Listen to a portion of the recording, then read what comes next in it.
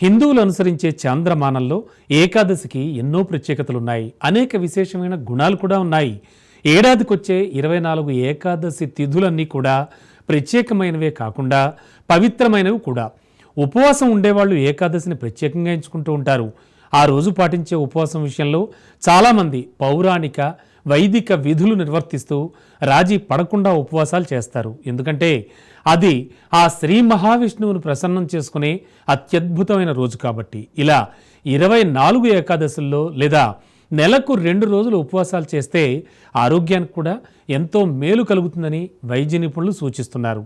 అయితే ఆ 24 ఏకాదశుల కంటే కూడా మరింత విశిష్టమైన ఏకాదశి మరొకటి ఉంది. అదే నిర్జల ఏకాదశి. మరి ఆ నిర్జల ఏకాదశి విశేషాలేంటి? నిర్జల ఏకాదశి నాడు ఏం చేస్తే పుణ్యం పురుషార్థం దక్కుతాయి? ఆ విషయంలో అసలు పండితులు ఏమంటున్నారు? ఏకాదశిలోకెల్లా విశిష్టమైన ఏకాదశి నిర్జల ఏకాదశి ఏం చెబుతోంది? ఆరోగ్యపరంగా ఆధ్యాత్మికంగా ఉన్న ప్రయోజనాలేంటి? హిందూ సాంప్రదాయంలో చాంద్రమానాన్ని అనుసరించి పాటించే తిథుల్లో ఏకాదశికి అత్యంత ప్రధానమైన స్థానం ఉంది. చైత్రమాసం నుంచి మొదలుకొని పాల్గొన మాసం దాకా నెలకు 2 ఏకాదశులు వస్తాయి. శుక్లపక్ష ఏకాదశి, కృష్ణపక్ష ఏకాదశి. ఈ 24 ఏకాదశులకు ఒక్కోదానికి ఒక్కో పేరుండడం విశేషం. అధిక మాసం వచ్చినప్పుడు మరో 2 ఏకాదశులు కలుస్తాయి. అన్ని ఏకాదశులకు సమానమైన ప్రాముఖ్యత ఉంది. ఉపవాసానికి, అనుష్ఠానానికి అన్ని ఏకాదశులు కూడా ముఖ్యమైనవి అంటారు పండితులు. అయితే జ్యేష్ఠమాసం శుక్లపక్షంలో వచ్చే ఏకాదశినే నిర్జల ఏకాదశి అంటారు. పేరులోనే ఉన్నట్టు నిర్జలమంటే మంచినీళ్లు కూడా తీసుకోకుండా ఉండేదే నిర్జల ఏకాదశి. సంధ్య నియమానుసారం దాన్ని నిర్జల ఏకాదశిగా పిలుస్తారని పండితులు విశదీకరిస్తారు.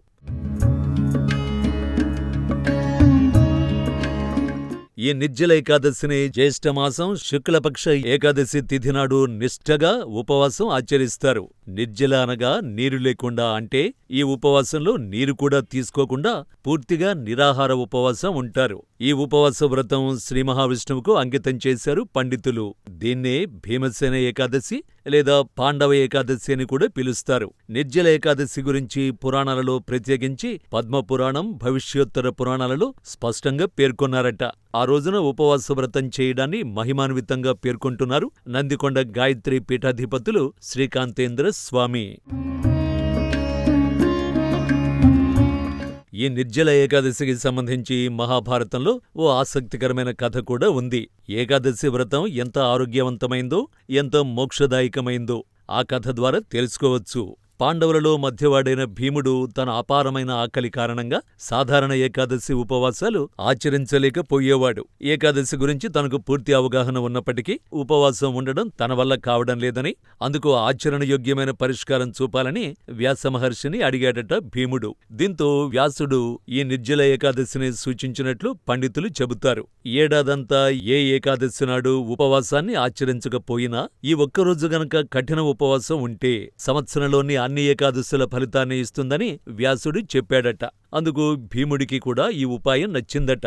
ఏడాదంతా ఈనాడు ఉపవాసం ఉండడం తన వల్ల కాని భీముడు ఈ నిర్జల ఏకాదశి రోజున మాత్రం ఖచ్చితంగా నీళ్లు లేకుండా ఎంతో నిష్ఠగా ఉపవాసాన్ని ఆచరించాడని పౌరాణిక ఆధారాలు చెబుతున్నాయి. ఆ విధంగా భీముడు ఆధ్యాత్మిక శుద్ధిని పొందాడని పండితులు చెబుతున్నారు. అప్పటినుంచే దీనికి భీమసేన ఏకాదశి అనే పేరు కూడా వచ్చిందంటారు.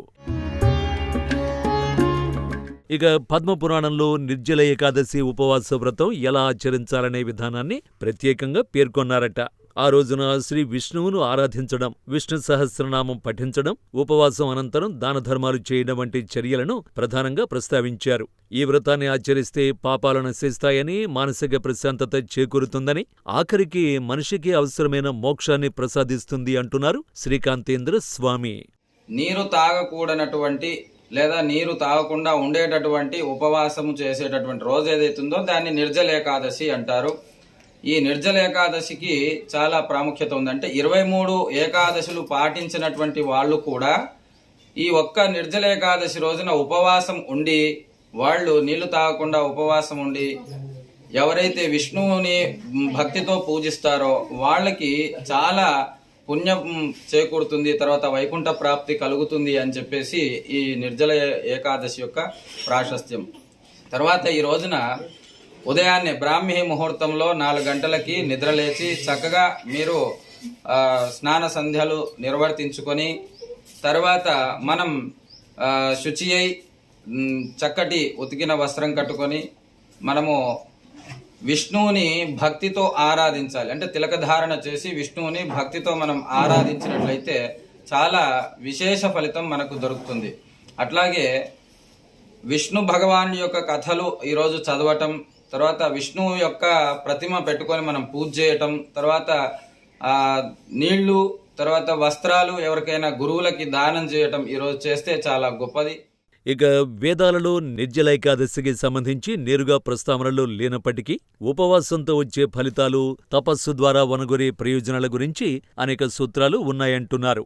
ఋగ్వేదం, యజుర్వేదంలో ఆధ్యాత్మిక సిద్ధి కోసం ఉపవాసం, స్వీయ నియంత్రణ, దైవారాధన గురించి అనేక ప్రస్తావనలు ఉన్నాయంటున్నారు పండితులు. ఋగ్వేదంలో ఓ చోట తపస్సు ద్వారా ఆత్మశుద్ధి జరుగుతుందని, దైవ సాన్నిధ్యం లభిస్తుందని ఎంతో చక్కగా చెప్పారంటారు పండితులు. అంతటి ప్రాచీనమైన వేద సూత్రాలకు అనుగుణంగా ఆచరించేలా నిర్జల ఏకాదశి గురించి పండితోత్తములు ప్రస్తుత మానవాళి కోసం ఎంతో చక్కగా వివరిస్తున్నారు. ఇలా చేయడం ద్వారా ఆత్మనిగ్రహ శక్తి పెంపొందుతుంది అని, దైవభక్తిని అద్భుతంగా ప్రేరేపిస్తుందని అంటున్నారు. భగవద్గీతలో కృష్ణ పరమాత్మ అర్జునుడికి యోగ సాధన గురించి చెబుతూ సమతుల్యమైన జీవితాన్ని గడిపేందుకు ఆహార నియమాల గురించి చెబుతాడు. కృష్ణ పరమాత్మ చెప్పిన ఫలితాలు రావాలంటే నిర్జల ఏకాదశి సూత్రాలు ఆచరిస్తే సరిపోతుంది అంటున్నారు పౌరాణికులు. నిర్జల ఏకాదశి ఉపవాసం ఆధ్యాత్మిక ప్రయోజనాలతో పాటు ఆరోగ్యరీత్యా కూడా అనేక ప్రయోజనాలు అందిస్తుంది. ఆధునిక వైద్యశాస్త్రం ఉపవాసంలోని ప్రయోజనాలు గుర్తించింది. నిర్జల ఏకాదశి వంటి కఠిన ఉపవాసం చేసేటప్పుడు కొన్ని నియమాలు పాటించాలంటున్నారు. నీళ్లు తీసుకోము కాబట్టి ఫలాలు తీసుకుంటే ఆ జలం తాలూకు లోటు పూర్తవుతుందని, శరీర ప్రక్రియకు అవసరమైన పోషకాలు అందుతాయని, అలాగే శరీరంలో పేరుకుపోయిన కొవ్వు కూడా అవసరమైనంత కరిగిపోయి శరీర క్రియలు పునరుజ్జీవం పొందుతాయి అంటున్నారు. మనం ఖచ్చితంగా ఒకరోజు ఈ యొక్క కడుపుని ఖాళీగా, అంటే తక్కువ మోతాదులో సులభంగా జీర్ణమయ్యేటటువంటి ఆహారాన్ని మనం వేసినట్టయితే అది ఆ రోజున మన లోపల ఉండేటటువంటి బాడీ మెటబాలిజం అంటారు ఇంగ్లీష్లో, బడలిక, అంటే శరీర బడలిక ఏదైతుందో అది సమతుల్య స్థితికి వచ్చేటటువంటి అవకాశం ఉంటుంది. కాబట్టి ఖచ్చితంగా మనం ఉపవాసము చేయాల్సినటువంటి అవసరం ఉంది. నిర్జల ఏకాదశి ఉపవాసం వల్ల జీర్ణ వ్యవస్థకు విశ్రాంతి లభిస్తుంది. జీర్ణాశయం, పేగులు, కాలేయం వంటి అవయవాలు శుద్ధి అవుతాయి. ఇది శరీరంలోని విష పదార్థాలు తొలగించడంలో సహాయపడుతుంది. అలాగే శరీరంలోని మెటబాలిక్ ప్రక్రియలను సమతుల్యం చేస్తుంది. ఇన్సులిన్ సెన్సిటివిటీని మెరుగుపరుస్తుందని ఆధునిక వైద్య పరిశోధనలు సూచిస్తున్నాయి. మధుమేహం నియంత్రణలో ఉండడానికి అద్భుతంగా దోహదపడుతుందని వైద్యులు తేల్చారు. మరోవైపు నీటిని ముట్టుకోకుండా ఉండడం అనేది మానసిక స్పష్టతను, ఏకాగ్రతను పెంచుతుందని అనుభవజ్ఞులు చెబుతున్నారు. మనస్సును శాంతపరుస్తుంది, ఒత్తిడి తగ్గిస్తుంది. ఆధ్యాత్మిక అభివృద్ధికి ఉపయోగపడే ధ్యాన, ప్రార్థన ప్రక్రియల్లో ఈ ఉపవాసం ఎంతో ఉపకరిస్తుంది అంటున్నారు. మరోవైపు ఉపవాసం వల్ల శరీరంలోని కణాలు రిపేర్ అవుతాయని నిపుణులు అభిప్రాయపడుతున్నారు. రోగనిరోధక శక్తిని బలోపేతం చేస్తుందని మరికొన్ని అధ్యయనాలు సూచిస్తున్నాయి. ఈ ఉపవాసం శరీరంలోని అదనపు కొవ్వును కరిగించడంలో సహాయపడటమే కాక రక్తంలో చక్కెర స్థాయిలు నియంత్రిస్తుంది. అయితే ఇది కఠినమైంది కాబట్టి ఆరోగ్య సమస్యలు ఉన్నవారు వైద్య సలహా తీసుకోవాలంటున్నారు నిపుణులు. గర్భిణీ స్త్రీలు, వృద్ధులు, దీర్ఘకాలిక వ్యాధులతో బాధపడేవారు లేదా శారీరకంగా బలహీనంగా ఉన్నవారు ఇలాంటి ఉపవాసాలు చేయకూడదంటున్నారు నిపుణులు. నీళ్లు తీసుకోకుండా ఉండడం వల్ల డీహైడ్రేషన్ ప్రమాదం ఉండవచ్చు అంటున్నారు. కాబట్టి వైద్యుల సలహా తప్పనిసరిగా సూచిస్తున్నారు.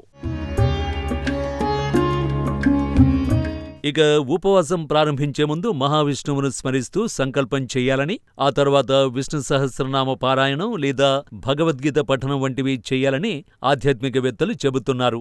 ఈ నిర్జల ఏకాదశి రోజున ఆహారం, బట్టలు లేదా తాగునీటిని దానం చేయడం వల్ల మంచి ఫలితాలు వనగూరుతాయని అంటున్నారు.